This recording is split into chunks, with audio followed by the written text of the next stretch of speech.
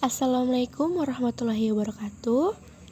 Pada video kali ini, saya akan menjelaskan tentang kemampuan orasi dan literasi dalam pembelajaran bahasa.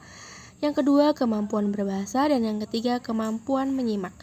Nah, tujuan saya membuat video ini untuk memenuhi tugas UTS PBSI di kelas tinggi. Nah, sebelum masuk ke materi, perkenalkan, nama saya Yasinta Rifika Dias dengan NIM 148620621169 dari kelas 3D Pendidikan Guru Sekolah Dasar Fakultas Pendidikan Bahasa Sosial dan Olahraga Universitas Pendidikan Muhammadiyah Unimuda Sorong. Oke, next, lanjut ke pembahasan materi. Yang pertama, kemampuan orasi dan literasi dalam pembelajaran bahasa. Kemampuan berbahasa terdiri atas kemampuan berbahasa lisan dan kemampuan berbahasa tulis. Kemampuan berbahasa lisan yang disebut juga dengan kemampuan orasi terdiri atas kemampuan menyimak dan berbicara. Sedangkan kemampuan berbahasa tulis yang disebut juga kemampuan literasi terdiri atas kemampuan membaca dan menulis. Sebagai suatu kemampuan atau ability, kiat berbahasa terdiri atas kemampuan berpikir, menyimak, berbicara, membaca, dan menulis. Berpikir merupakan elemen dasar dalam semua kegiatan berbahasa.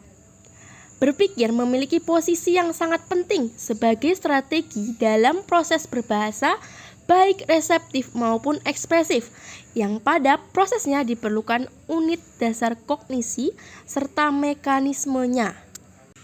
Oke, next, perbandingan orasi dan literasi.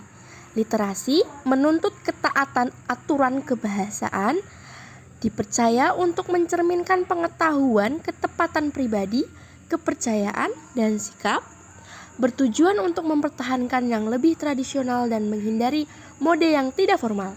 Sedangkan orasi sering melanggar aturan tata bahasa yang sifatnya formal, dipercaya untuk mengakui kekurangan atau kesalahan dalam kaitannya dengan susunan penyampaian lisan. Bertujuan untuk melakukan perubahan secara cepat, terutama berkaitan dengan mode, arah pembicara, dan lain-lain. Oke, materi yang kedua yaitu tentang kemampuan berbahasa.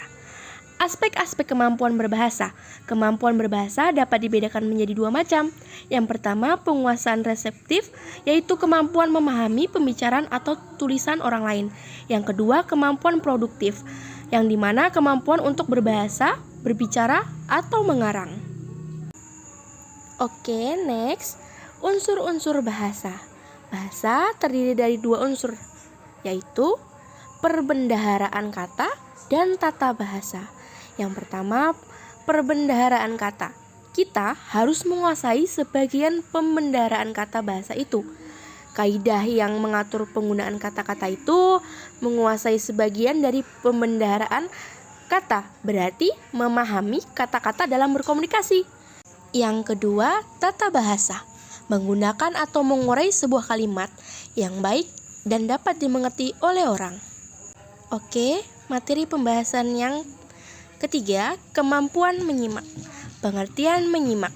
Menyimak adalah suatu proses kegiatan mendengarkan bunyi, baik bunyi non-bahasa dan bunyi bahasa, dengan penuh pemahaman, perhatian, apresiasi, serta investasi dengan menggunakan aktivitas telinga dalam menangkap pesan yang diperdengarkan untuk memperoleh informasi dan memahami isi yang disampaikan bunyi tersebut.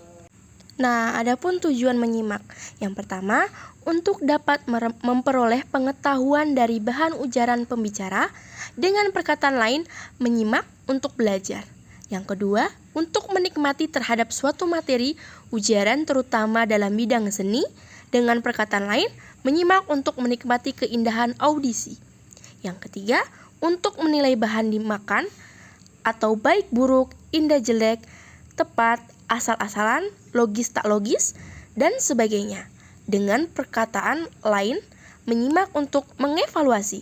Yang keempat, untuk dapat menikmati dan menghargai bahan dimakan atau menyimak cerita, puisi, musik, dan lagu, dialog, diskusi, dan sebagainya.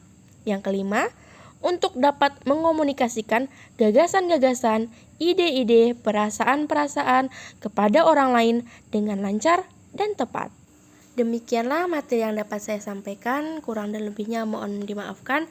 Semoga materi yang saya sampaikan dapat bermanfaat bagi teman-teman semua. Terima kasih, tetap tenang dan baca buku. Thank you. Wassalamualaikum warahmatullahi wabarakatuh. Bye-bye.